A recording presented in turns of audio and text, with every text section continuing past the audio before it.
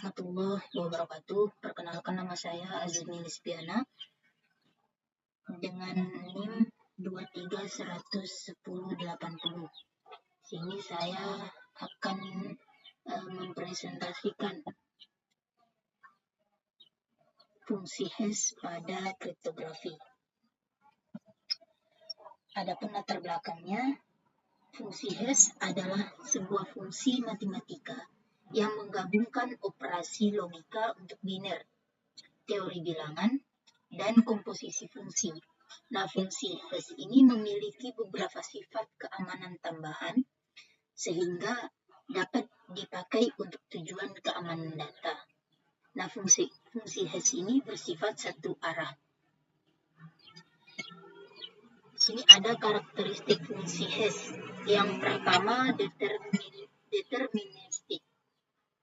Yang dimaksud dengan deterministik itu adalah fungsi hash harus selalu menghasilkan nilai hash yang sama untuk input yang sama. Nah, jika suatu input dimasukkan ke dalam fungsi hash, maka output atau nilai hashnya hasilkan akan selalu sama untuk input yang sama. Jadi, yang kedua itu adalah mudah dihitung. Nah, yang dimaksud dengan mudah dihitung ini, fungsi hash dirancang agar mudah dan cepat dihitung. Yang ketiga ada ukuran keluaran tetap. Terlepas dari ukuran input, fungsi hash akan selalu menghasilkan keluaran dengan panjang atau ukuran yang sama. Yang keempat ada efek longsoran. Nah, perubahan kecil pada input akan menghasilkan nilai hash yang sangat berbeda. Nah, hal ini memastikan bahwa perubahan terkecil pada data akan menghasilkan nilai hash yang berbeda secara signifikan.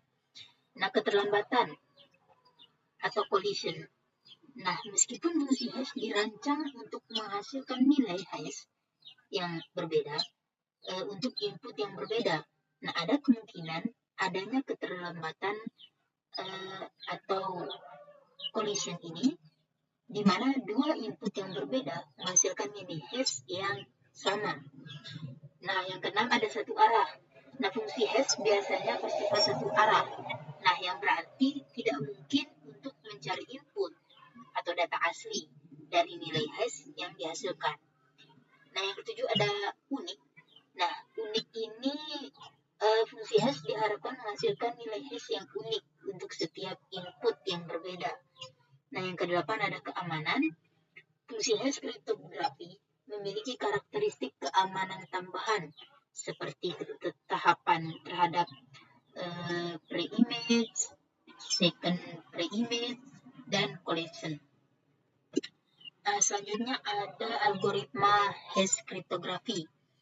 Di sini saya menggunakan SHA-256 yang merupakan bagian dari keluarga algoritma SHA-2, yang mana SHA merupakan singkatan dari Second Hash Algoritma. Nah, arti angka 256 ini pada namanya melambangkan nilai intisari hash akhir, yaitu terlepas dari ukuran teks biasa. Nah, nilai hash akan selalu 256 bit. Adapun fitur dalam algoritma SHA, yang pertama ada pesan panjang, kedua ada panjang digest, yang ketiga itu tidak dapat diubah. Nah, ada beberapa tempat algoritma SHA digunakan. Yang pertama itu verifikasi tanda tangan, di mana tanda tangan digital mengikuti metodologi enkripsi asimetris untuk memverifikasi keaslian dokumen atau file. Nah, yang kedua ada hashing kata sandi, di mana seperti yang dibahas, menyimpan kata sandi pengguna dalam format hash ini dua manfaat. Ini membantu menemukan rasa privasi dan mengurangi beban pada basis data pusat karena semua intisari berukuran sama. Nah, ada jabat tangan SSL.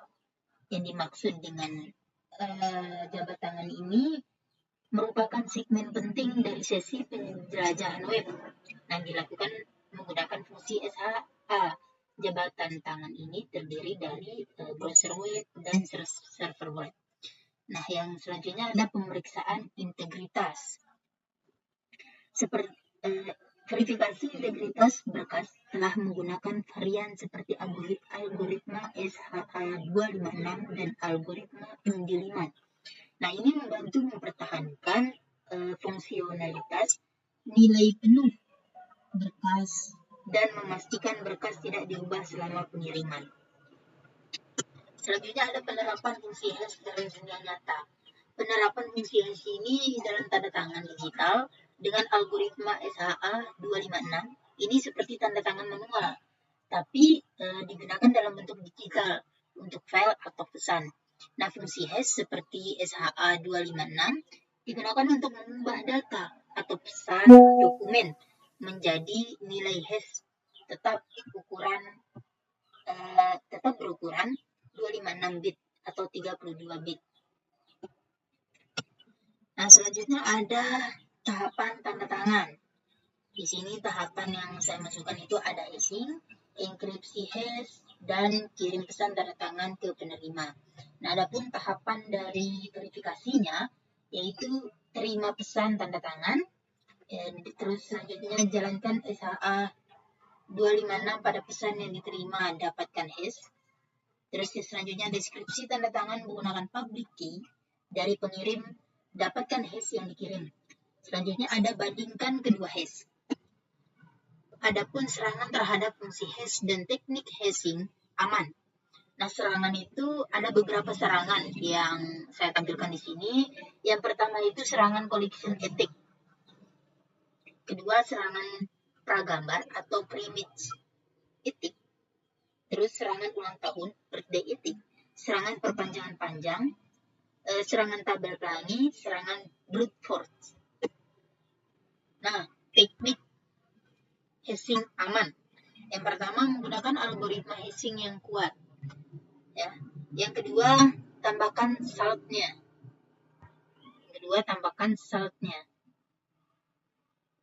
Yang dimaksud dengan salt ini adalah nilai acak yang ditambahkan ke data sebelum hash. Nah, ini membuat setiap hash itu unik.